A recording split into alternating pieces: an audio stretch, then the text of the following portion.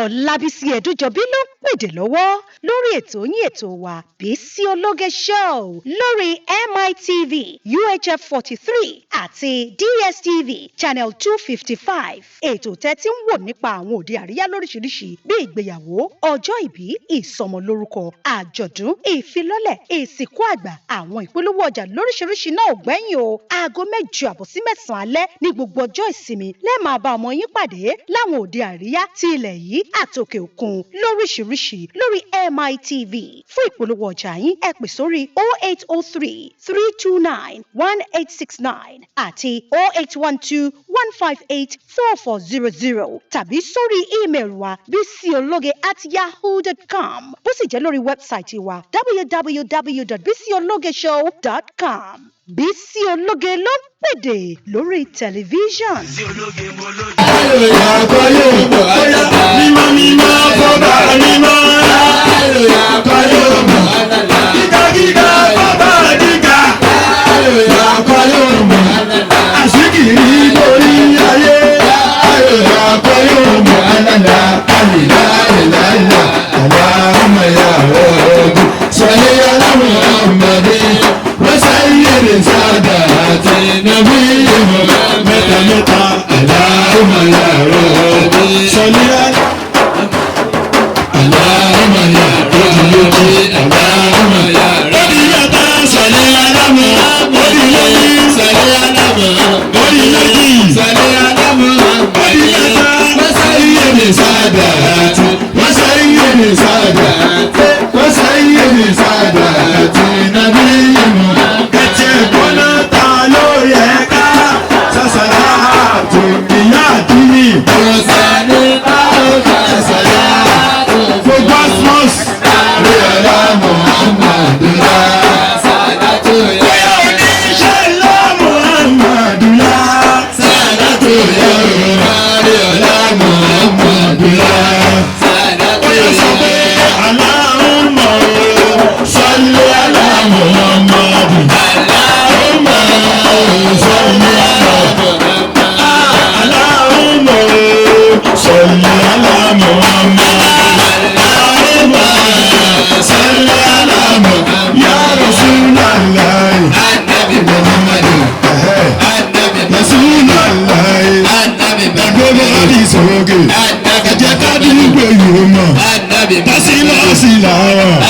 ẹ jẹ́ kí sọ́mọ̀ omi ẹ jẹ́ kílẹ̀ omi báwa là ń sàṣàlàtù báwa là ń sàṣàlàtù àsìmọ́ sílà wà wà Rasulullahi ànábì o Rasulullahi ànábì o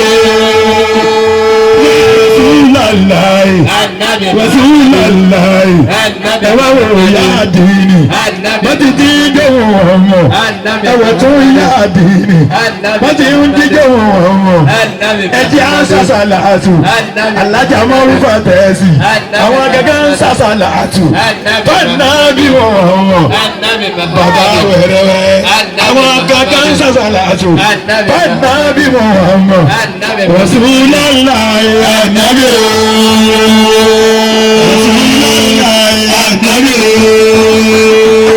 Rasulullahi ànábì Muhammadu ibadallahi rijalallahi anuna biyanillahi biyanillahi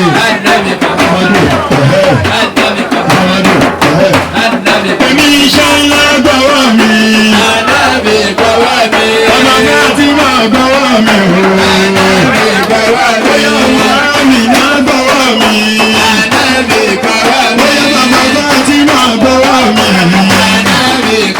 torí pé ẹni o máa gbọ́wọ́ ẹni ó là níwájú olóòrà ẹni o máa gbọ́wọ́ ẹni ó là bóyá abiyamọ bọ̀dá gbọ̀rọ̀gbọ̀rọ̀ lóní sẹ́lẹ̀ abiyamọ bọ̀dá gbọ̀rọ̀gbọ̀rọ̀ lóní sẹ́lẹ̀ abiyamọ bọ̀dá gbọ̀rọ̀gbọ̀rọ̀ lóní sẹ́lẹ̀ abiyamọ bọ̀dá gbọ̀rọ̀gbọ̀rọ̀ lóní sẹ́lẹ̀. As-salatu wa salamu alayka ya Rasulallah as-salatu wa salamu alayka ya Rasulallah ya Muhammadu ya Rasulallah ya Rasulallah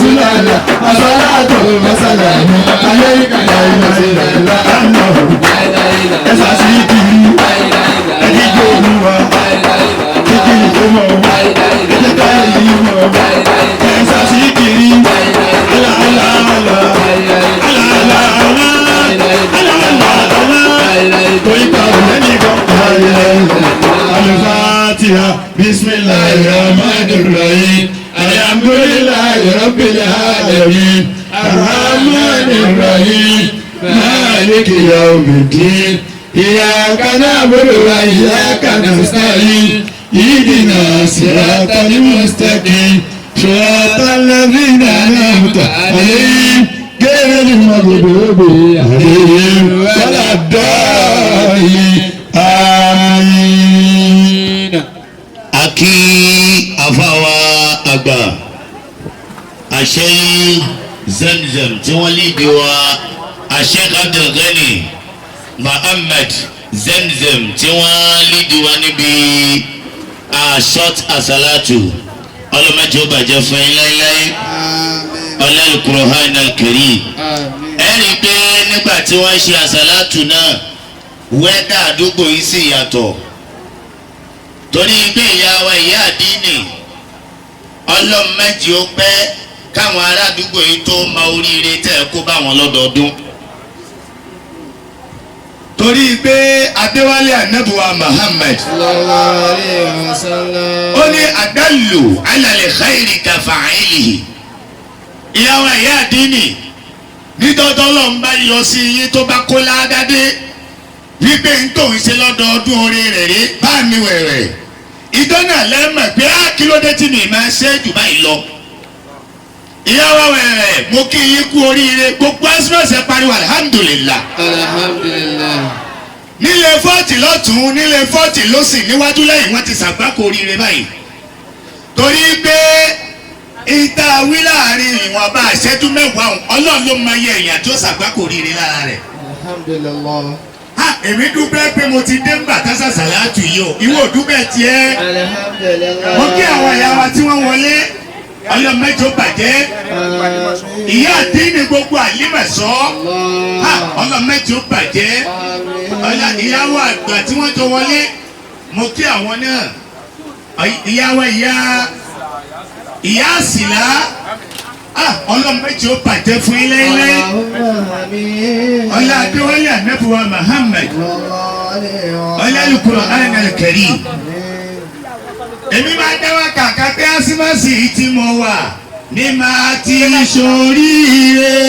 ásímásì tí mo wà ní màá ti ṣoríire.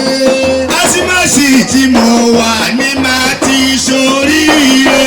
ásímásì tí mo wà ní màá ti ṣoríire. ó ṣẹ́rí ìyàwó ìyá àdínì ọpẹ́ ni kẹ́ ẹ máa dún fọ́lọ́hún.